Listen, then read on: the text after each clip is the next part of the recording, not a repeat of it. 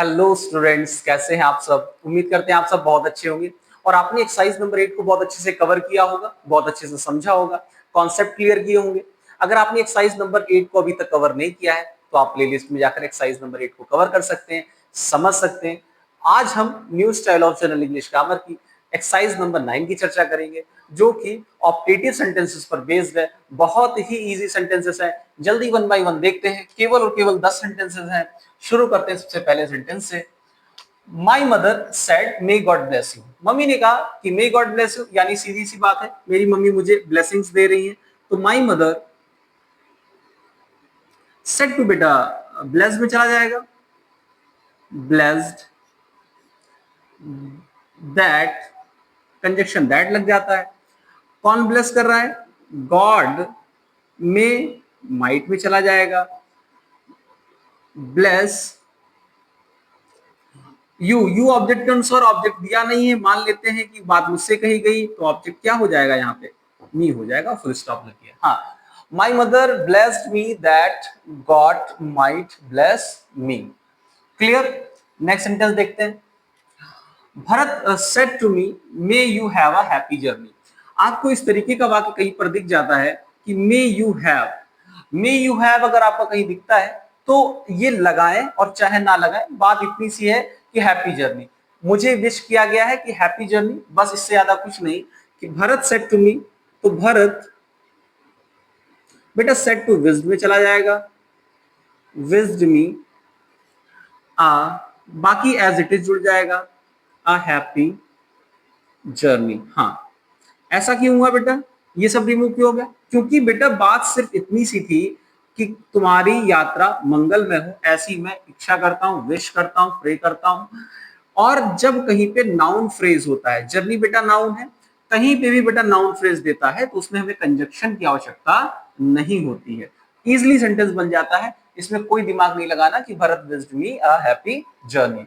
Next देख लेते हैं। The saint said to the woman may God bless you with a son. ईश्वर करे कि तुमको एक पुत्र रत्न की प्राप्ति हो। द सेंट, यहां पे हम प्रेड भी लगा सकते हैं क्योंकि ईश्वर से कामना कर रहे हैं। आप चाहे प्रेड लगा दीजिए, चाहे ब्लेस लगा दीजिए। बेटा जो सेंट है वो बेटा ब्लेस भी कर सकता है। तो द सेंट प्रेड या blessed the women that, conjunction बेटा दैट आ गया, सब्जेक्ट के रूप में गॉड, मे का बेटा माइट हो जाएगा, माइट ब्लेस मी विद, हाँ सॉरी मी नहीं होगा, ब्लेस्ड ऑब्जेक्ट की जगह वुमेन है तो वुमेन के लिए बेटा हर हो जाएगा, her with a son, full stop. हाँ, द सेंट प्रेड या blessed the women that God might bless her with a son. अब जरा नेक्स्ट सेंटेंस को देख लेते हैं। ही सेड, उसने कहा, may you succeed in your life my friend. उसने कहा मेरे दोस्त तो अपने जीवन में सफल हो, यानी उसने ऐसी कामना करी। ही विज्ड, और किससे विश किया बेटा? My friend. अब माय फ्रेंड का बेटा हिज फ्रेंड हो जाएगा क्योंकि ही है, हिज फ्रेंड। हाँ, माय फ्रेंड वो अपने फ्रेंड के लिए कह रहा है, तो इसका जब ऑब्जेक्ट बनाएंगे तो ही के साथ पॉजेसिव एडजेक्टिव बेटा हिज आ जाएगा, ना कि my. So he wished his friend, conjunction that आ गया, यू सेकंड पर्सन ऑब्जेक्ट के अनुसार, ऑब्जेक्ट हिज फ्रेंड है, हिज फ्रेंड के लिए हम सब्जेक्ट ही यूज कर देते हैं। मे का बेटा माइट हो जाएगा, might succeed in your life, फिर से ऑब्जेक्ट के अनुसार, ऑब्जेक्ट हिज फ्रेंड है तो हिज लाइफ। क्लियर, बहुत ही सेंटेंस था कि he wished his friend that he might succeed in his life. अगला देखिए। The old man shouted go to help. The old man shouted, किसी के ऊपर तो चिल्लाया ही होगा। The old man shouted at me. At क्यों लगाया? क्योंकि किसी के ऊपर चिल्लाने के लिए बेटा एट लगाते हैं, और अपने बचाव के लिए, या कोई नदी में डूब रहा है वो चिल्ला रहा है, कह रहा है मुझे बचाओ मुझे बचाओ, यानी वो किसी व्यक्ति विशेष पे नहीं चिल्ला रहा है, वो अपनी जान बचाने के लिए चिल्ला रहा है। लेकिन अगर कोई व्यक्ति किसी के ऊपर चिल्लाता है तो उसके लिए हम प्रीपोजिशन एट का यूज करते हैं। और ये सेंटेंस हमारा इंपरेटिव की तरह बन जाएगा, क्योंकि यहाँ पे देखिए सब्जेक्ट नहीं है, गो टू हेल, भाड़ में जाओ, तो यानी यहाँ पे इंप्रेशन भी आ रहा है। तो the old man shouted at me. At क्यों लगाया? क्योंकि मान लेते हैं कि वो मेरे ऊपर चिल्ला रहा है, और कंजक्शन टू से जोड़कर एज इट इज बना देंगे, कोई इसमें दिक्कत नहीं है। The old man shouted at me to go to hell. Clear? अगला देखिए, the students said to the teachers good morning ma'am. बच्चों ने टीचर्स को विश किया गुड मॉर्निंग। तो विश करने के लिए हम लोग द स्टूडेंट्स गुड मॉर्निंग, जब आप ग्रीट करते हैं, ग्रीट करने के लिए हम लोग बेड का यूज करते हैं। किसका यूज करते हैं? बेड का। द स्टूडेंट्स बेड, किसको बेड किया बेटा? बेड द टीचर्स, क्या विश किया था? Good morning.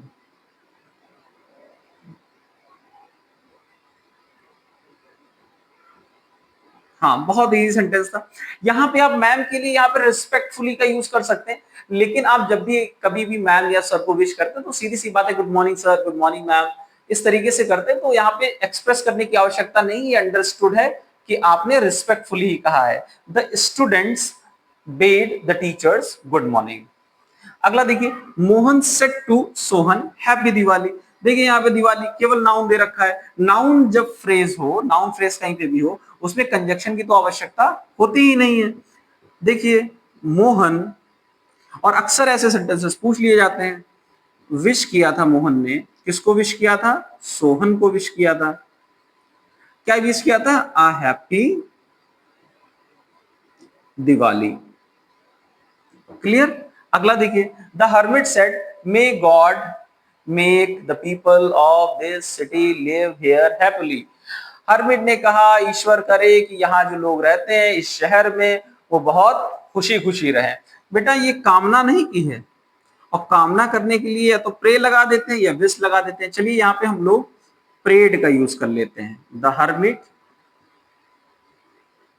Prayed that, subject God, may का बेटा माइट हो जाएगा, make the people of, this का बेटा दैट हो जाएगा, सिटी, लिव, हेयर का बेटा देयर हो जाएगा, हैप्पीली। क्लियर? बहुत इजी सेंटेंस था कि द हर्मिट प्रेड दैट, उसने ऐसी कामना करी, God might make the people of that city live there happily. अगला देखिए, the son said sweet dreams mom. देखिए हमने कहा था जब आप किसी से मिलते हैं या किसी से विदा करते हैं तो आप बेड का यूज कर सकते हैं। तो यहां पे कहा स्वीट ड्रीम्स, तो द सन सेट बेटा बेड पे चला जाएगा। बेड, किसको बेड किया? मॉम को। अब the son bade his mom कर देंगे। हाँ, हिज मॉम। पॉजेसिव एडजेक्टिव इसलिए लगा देंगे कि और अच्छा हो सकता है सेंटेंस और प्रभावी बन सकता है, इसलिए हिज लगा दिया। नहीं भी लगाएंगे तब भी चल जाएगा, लेकिन वाक्य को और प्रभावी इंपैक्टफुल बनाने के लिए हिज का यूज करते हैं। The son bade his mom. और देखिए यहाँ पे ड्रीम्स नाउन का यूज किया गया, तो कोई भी कंजक्शन की आवश्यकता नहीं है, सीधे सीधे आप लगा सकते हैं स्वीट ड्रीम्स। क्लियर? हाँ, the son bade his mom sweet dreams. Next sentence देख लेते हैं। He said may you never get peace. वो कहता है कि काश तुम्हें कभी जीवन में सुकून ना मिले। बेटा आखिरी सेंटेंस आपके लिए है, आप बनाएंगे, आप देखेंगे, समझेंगे और उसको कमेंट सेक्शन में बनाएंगे। देखते हैं कितने बच्चों का सही आता है। आई होप आज की भी एक्सरसाइज आपको समझ में आई होगी, कॉन्सेप्ट क्लियर हुए होंगे, और आपने अभी तक जितनी भी एक्सरसाइज की हैं उन सबको आपने एक वन बाय वन करके सॉल्व किया होगा, समझा होगा। अगर फिर भी आपको कोई अगर कमी रह जाती है तो आप कमेंट सेक्शन में पूछ सकते हैं। Thank you for watching.